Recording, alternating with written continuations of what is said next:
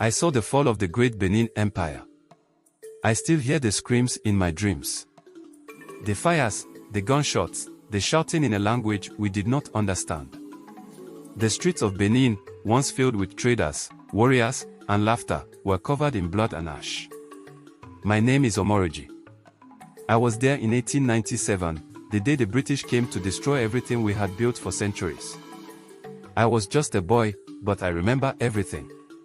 Before the invasion, Benin was a powerful empire. Our Oba Ovonramwen ruled with wisdom. The city was alive, markets buzzing with traders, blacksmiths crafting weapons, and the great walls of Benin standing tall, stretching for miles, protecting us from enemies. The walls weren't just walls, they were a system of deep moats and strong barriers, built by our ancestors over hundreds of years. Some said they were the longest in the world, even longer than the Great Wall of China. Our warriors were feared.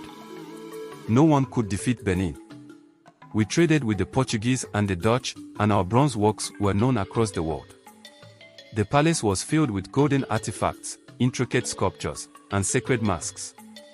We believed we were untouchable. But then, the British came. The beginning of the end. It started with a warning. The white men wanted to visit our Oba, but it was during the sacred Igu festival, a time when no foreigner was allowed near the palace. Our chiefs told them to wait. They refused. So our warriors ambushed them. They killed some of their men.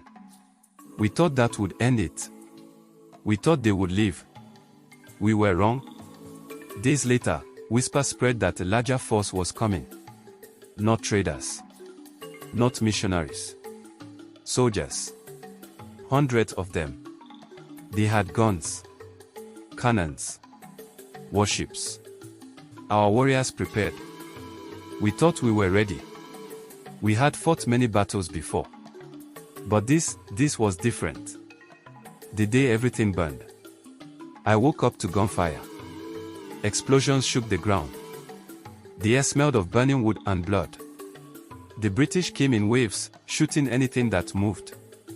Our warriors fought bravely, but their swords and spears were no match for bullets. I saw men I had known my whole life for. The great walls of Benin, which had protected us for centuries, could not stop them. They set our homes on fire. They looted our sacred palace. I saw them take the bronzes, statues of our ancestors, marks of our gods. They carried them away like trophies. They laughed. Oba Ovonramwen tried to escape but was captured. They humiliated him, forced him to surrender. Our great king, once feared by all, was sent away like a common criminal. The aftermath. By the time the fire stopped, there was nothing left. The city was in ruins. Our people, scattered. The great empire, destroyed. The British called it a punitive expedition. They said it was to teach us a lesson.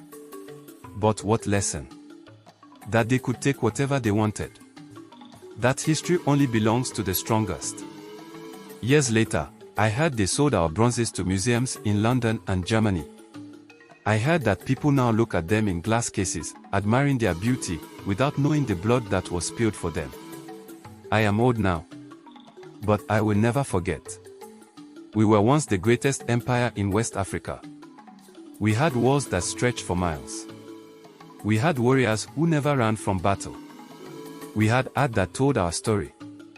And in just a few days, it was all taken away. But I refuse to let them erase us. I tell this story so that you will remember.